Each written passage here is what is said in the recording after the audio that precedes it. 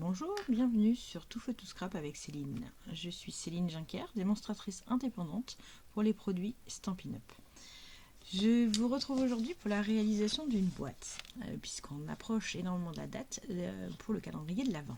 Et mes filles attendent ça avec impatience. Donc chaque année je leur demande de choisir un petit peu ce qu'elles souhaitent comme type de calendrier, et je leur demande surtout de choisir les coloris. Donc cette année, l'idée c'était d'adapter mes boîtes, voilà, les formes, en fonction en fait de ce que j'allais mettre dedans. Parce que l'année dernière, j'ai fait l'inverse. J'ai fait un calendrier avec des cases bien définies, voilà, toutes les mêmes, toutes identiques. Et malheureusement, effectivement, selon ce qu'on y met dedans, à part si c'est des chocolats, ça peut poser problème. Donc j'ai pas voulu me faire avoir cette année. Donc l'idée en fait, c'est d'avoir un support en bois, en forme de sapin, et d'y poser en fait sur chacune des étagères. Donc c'est une idée que j'ai prise sur Pinterest, d'y poser effectivement chacune des cases de la journée qui correspond. Et donc pour la journée numéro 1, j'ai fait cette petite boîte. Donc c'est une boîte, alors chacune a choisi une couleur, une a choisi blanc et rouge, et l'autre a choisi blanc et vert. Donc, ce qui est parfait puisque ça correspond pile poil à mon code couleur sur le thème de Noël, puisque j'adore ces deux couleurs. Enfin pour moi Noël c'est rouge et vert, donc c'est juste parfait. Donc l'idée effectivement c'est vraiment d'adapter les boîtes en fonction en fait du produit. Donc là c'est une boîte somme toute classique, hein. On est effectivement sur une base de blanc uni avec du rouge. Et après, par-dessus, j'ai utilisé, non pas du papier design, mais j'ai utilisé le tampon, un tampon, un grand tampon, qui permet effectivement de faire un fond. Voilà. Dans le cadre de ce calendrier de l'Avent, je ne vais pas utiliser une collection de papier. Moi, l'idée, c'est vraiment de rester sur des formes différentes de boîtes. Donc on va les voir ensemble au fil des vidéos et des jours du coup. Et surtout respecter le code couleur qu'elles m'ont demandé. Voilà, c'est ça qui va être le plus compliqué. Donc aujourd'hui, la boîte numéro 1. Voilà, donc petite boîte simple. Donc quand on l'ouvre, alors bon, moi j'ai mis effectivement, c'est des filles, hein, ça se maquille. Ce sont des adolescentes, donc voilà. Donc des petits brushes et puis des éponges pour maquillage, et donc blanc et rouge. Donc comment faire pour pouvoir adapter effectivement un contenant? Alors là c'est super simple, pourquoi? Parce que c'est rectangulaire. Donc l'idée c'est de mesurer, de prendre avec une petite règle et de mesurer effectivement la dimension. Donc là pour le coup j'étais sur 16,7 cm. Donc je suis restée, enfin 16,6 exactement. Je suis partie donc sur une base de 16,7. Et sur les côtés, donc on est à 3,5. Donc à cette longueur là, je rajoute 3,5 à droite, 3,5 à gauche. Dans la largeur, je suis à 7,1, sur lequel je rajoute toujours mes 3,5. Voilà. Ce qui nous fait donc une base de carte qui est à 23,7 par 14,1. Donc on va réaliser ça ensemble. Là c'est vraiment tout simple. L'idée c'était surtout de montrer comment adapter effectivement une boîte en fonction des éléments. Donc j'ai déjà juste prédécoupé. Alors je me mets du coupe-papier. Je me suis déjà juste avancé. Alors je vais juste un petit peu monter peut-être. Voilà. Alors c'est un petit peu le bordel sur mon bureau. Je sors du travail donc j'ai pas eu le temps de ranger. Puis je n'ai pas trop le temps de ranger de toute manière, j'ai pas l'envie non plus, c'est surtout ça. Voilà. Donc, alors j'ai fait la rouge, hein, on l'a vu ensemble. Maintenant, je vais me positionner sur la verte. Donc, côté base, donc le support de le fond de la boîte. Donc une base de 23,7 sur 14,1. Et moi, je vais marquer donc des plis à 3,5. Donc pour l'utilisation de la planche du coupe-papier, vous allez avoir un petit lien pour une vidéo si vous avez besoin d'explications sur la graduation qui est à droite et la graduation à gauche. La petite barre d'infos, pardon, je vais y arriver, est juste en haut à droite. Donc 3,5 de chaque côté de ce rectangle. Alors, là, j'y vais avec la lame de pli. Et j'en profite d'être ici pour pouvoir faire effectivement des découpes. Donc là, je vais passer de mon bord et je vais aller jusqu'à la ligne de marquage, donc qui se situe à 3,5. Donc j'ai déjà fait une incision pour faire la patte de la boîte. Et je vais de l'autre côté et pareil, je vais jusqu'à 3,5 cm. Voilà, et j'ai ma patte de ce côté-là. Je reproduis à l'identique de l'autre côté, du dernier côté finalement, 3,5 cm. Je plie, je marque jusqu'à 3,5 de là, jusqu'à la première ligne en fait, et 3,5, je me positionne là, et voilà. Donc voilà, tout simplement pour l'instant ce qui nous fait ça. Je range temporairement le coupe-papier, et maintenant ce que je vais venir faire, je vais venir légèrement biseauter mes pattes. Alors moi je vais le faire, je le fais toujours sur les petites pattes et je fais toujours sur les bords extérieurs. Donc je biseaute ici, je peux bien biseauter, voilà, comme ça. En fait c'est pour une histoire de propreté au niveau de la fermeture de la boîte. C'est pas une obligation de le faire bien entendu et on peut le faire de plus ou moins large. Mais voilà, c'est le principe d'une boîte pour ceux qui connaissent effectivement. Et voilà, il y a toujours des personnes qui peuvent se poser la question. Donc, je répète, c'est pas... J'en ai oublié. Non, c'est bon, je l'ai juste pas énormément ouvert. Donc voilà, on ouvre de ce côté-là. Voilà,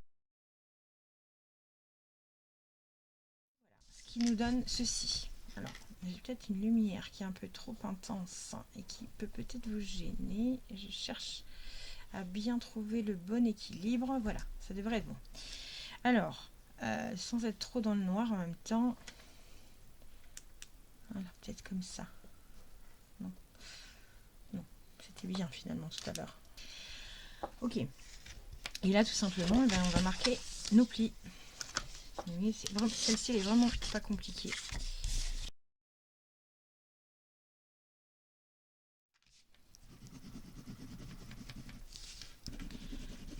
Donc voilà, un petit peu de colle et je viens positionner. Et donc là, forcément, oui, bah oui évidemment, maintenant il n'y a plus assez de lumière. Il faut juste trouver le bon truc. Et là, je viens me mettre à fleur. À fleur, en fait. Ah non. Top. À fleur ici. Et là, je vais faire pareil. Et je me dépêche avant que ça sèche. Parce que la Tombow, elle est parfaite. Elle sèche très vite. Elle gondole pas. Pour celles qui ne connaissent pas. Pour celles et ceux, pardon. Parce que, bien entendu, ce n'est pas réservé qu'aux femmes. On a tendance à dire pareil au féminin. Parce que c'est plus un... Enfin, c'est pas plus. C'est beaucoup de femmes sont intéressées par le scrap. Les loisirs de ce type-là. Néanmoins, les hommes en font également et font de merveilleuses choses également avec énormément de goût.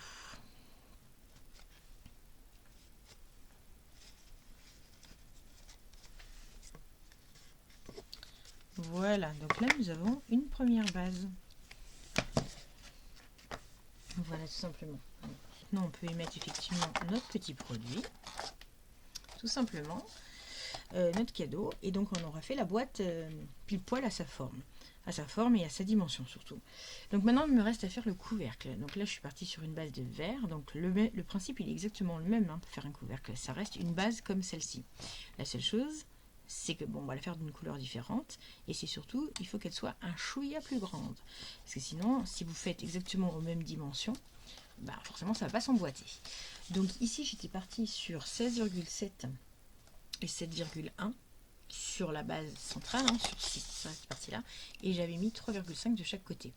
Donc là, moi, ce que je souhaite, c'est quand même de voir la partie blanche. Donc du coup, je ne vais pas faire des marges aussi larges, enfin des bords aussi larges, je ne vais pas les faire à 3,5, mais je vais les faire à 2 cm. Et donc pour que ça s'emboîte bien, et qu'il n'y ait pas de plis, que ce ne soit pas engoncé, ce que je vais faire, c'est que je vais rajouter 1 voire 2 mm de plus sur la largeur et sur la longueur. Alors cette fois-ci, moi je suis partie sur le papier de la Stampin' Up, hein, c'est du verre épinette, c'est les Incolor. Épinette enivrante, verre épinette. Épinette enivrante, qui est un vert très foncé, ben, comme le pain, quoi. Et puis moi je le trouve magnifique, mais bon après ça c'est à mes goûts. Donc on est sur une base de 20,9 cm sur la longueur et on est sur 11,3 sur la largeur. J'essaie de bien cadrer puisque je suis toujours en décalage. Et là par contre, bah, je vais faire la même chose sauf que je vais me mettre à 2 et je reproduis mais vraiment à l'identique comme tout à l'heure.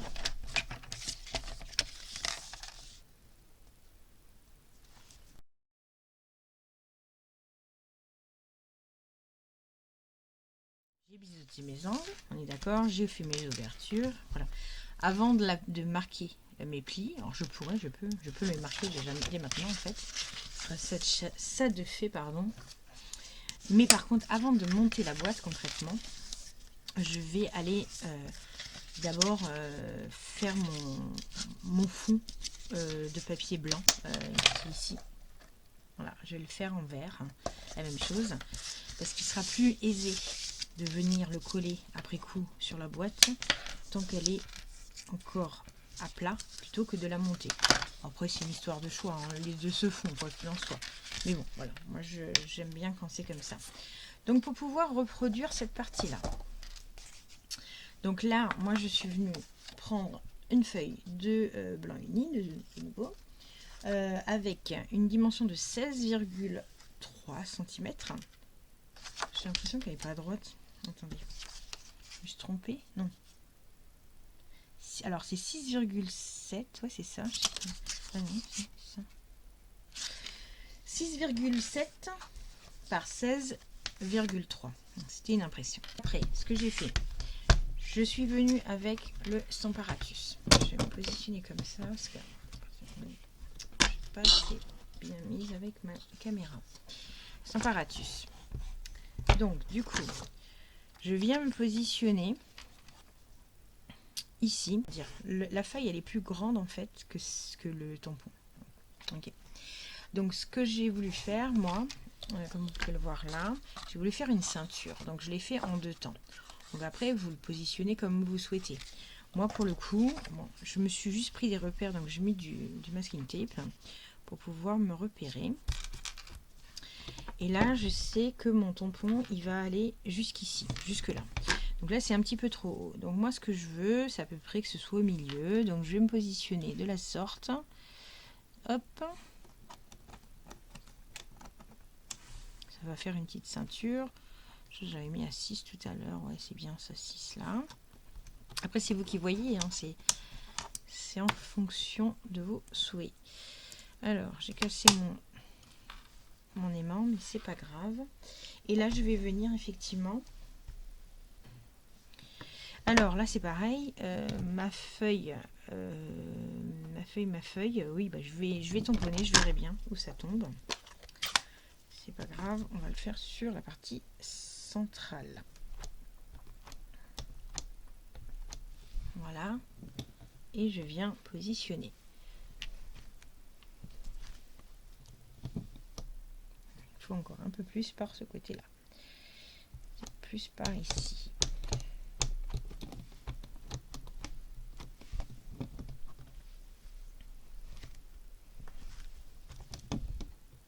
Voilà. Alors, je vais juste hop, repasser un coup. Donc là, c'est pareil. Hein. Pour le Stamparatus, vous connaissez le principe. L'avantage, c'est que c'est une presse, donc pour un tampon, quand on a besoin de passer à plusieurs reprises, effectivement, ça va repositionner pile poil au bon endroit. Donc, ça évite effectivement d'avoir des petits tracas, façon de parler. Donc là, j'ai fait ma première ceinture. Je vais me repositionner ici avec mon papier en laissant effectivement une petite marge blanche pour pouvoir y faire passer mon ruban tout à l'heure. Alors j'aurais pu le faire en intégralité, sauf que le tampon n'est pas assez grand. Et après j'ai peur effectivement que la jonction soit trop visible. Donc sciemment. Hop. Alors j'ai pas besoin d'ancrer le tout. Je vais faire le haut. Parce que de toute manière, il ne descend pas aussi bas que l'autre.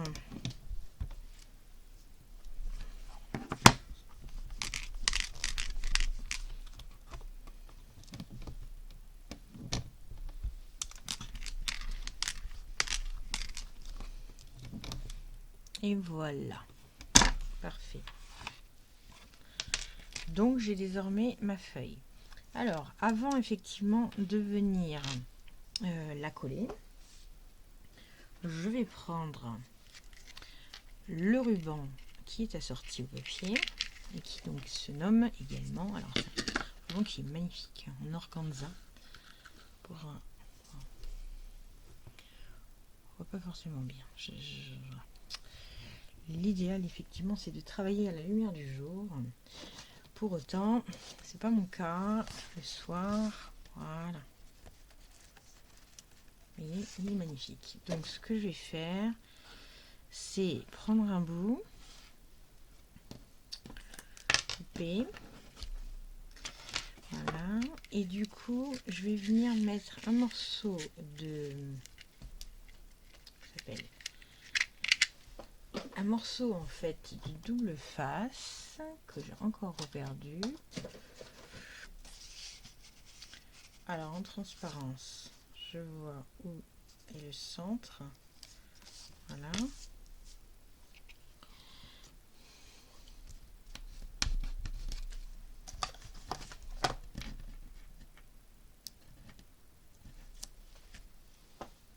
Voilà. Et là, je viens tout simplement mettre mon truc par ici, hop, et par là. Et un peu plus long, mais c'est pas grave. Voilà, ça nous fait ça, une jolie ceinture. Et maintenant, tout simplement, je vais venir avec la perforatrice peint dans une feuille de papier or.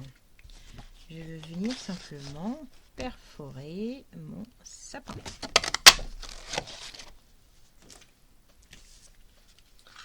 Voilà. Donc c'est le sapin qui va venir ici. Et en amont, je vais me servir donc des chiffres Stampin' Up pour pouvoir venir mettre mon numéro de mon numéro 1. Alors, particularité, moi je vais faire un numéro 10 parce que ce sont des filles. Vous savez, les filles, c'est jamais simple. J'ai beau en être une, des fois, c'est pas des fois, elles se chamaillent tout le temps. Donc, dans le calendrier d'avant, c'est pour ça d'ailleurs que je les fais, que je les achète pas, parce que sinon elles ont exactement la même chose le même jour. Et si je reproduis à l'identique, c'est la première qui se lève va dire à l'autre ce qu'il y a dedans. Et donc la deuxième est forcément déçue parce qu'elle sait déjà en amont. Enfin, c'est toujours une petite chamaillerie en permanence, perpétuelle, et ça m'énerve. Donc pour éviter ça, je leur mets des produits différents chaque jour de la semaine. Par contre, évidemment, bon, là par exemple, typiquement, il y a 2 fois le même produit, mais elles ne l'ont pas le même jour. Donc là, on est effectivement sur la journée 1. Là, pour le coup, je vais faire la journée 10. Voilà, comme ça, au bout de 9 jours, elle aura oublié ce qu'il y avait dans la boîte de sa sœur et elle sera contente de le savoir.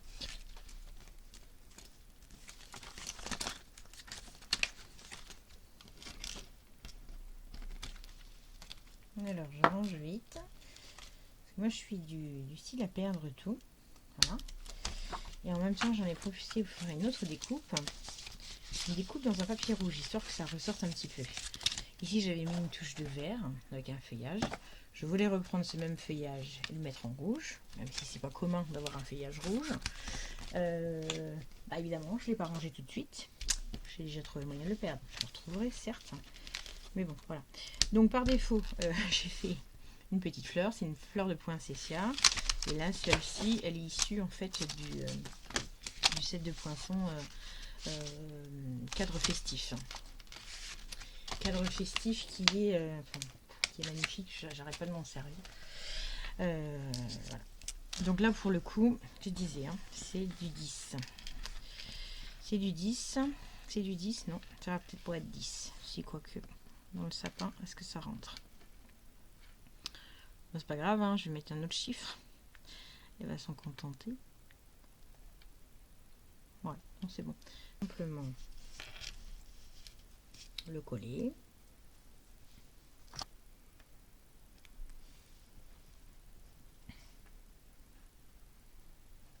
Voilà. J'ai bavousé. J'ai bavousé.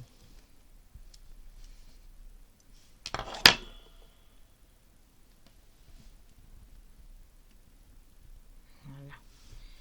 Et ben là, je vais mettre ma petite étoile là. Au lieu de le mettre à l'arrière en termes de feuillage, je vais faire comme si c'était une étoile sur le sapin. Non, c'est pas une étoile, mais bon, c'est pas grave. Hop.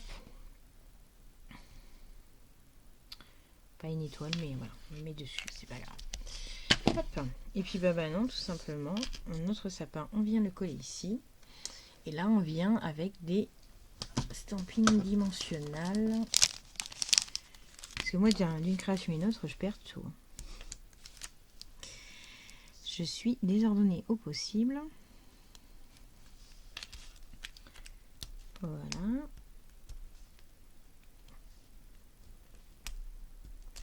Et voilà. Donc, tac, tac, tac, tac.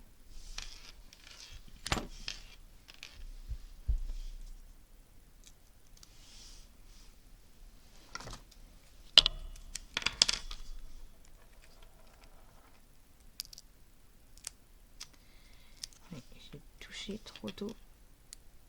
Ma fleur est tombée. Ma fleur est tombée et on va la remettre. Le point de colle n'est pas assez grand. Ah bah décidément, je vais faire n'importe quoi. Hop là. Voilà. Première boîte. Et maintenant, bien sûr, il nous reste plus qu'à venir le coller ici.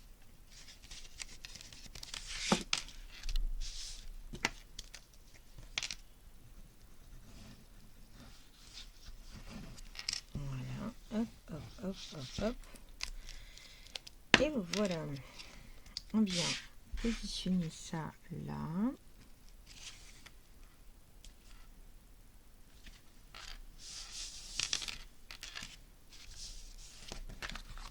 Et je viens refermer tout ça.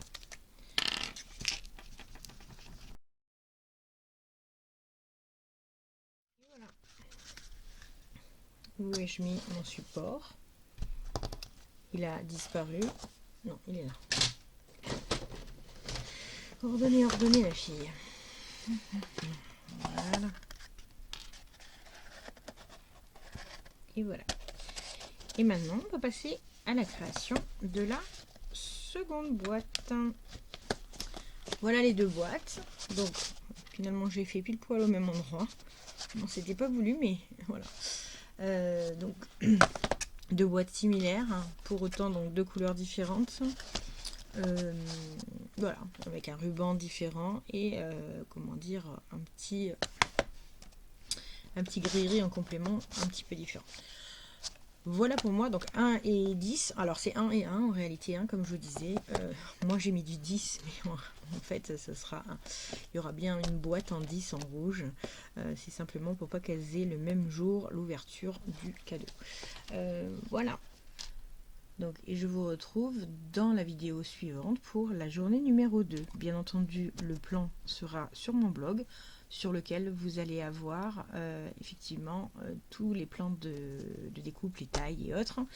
Et donc, le tout se situe dans la barre de description juste en dessous pour pouvoir accéder au blog. Merci, à tout de suite.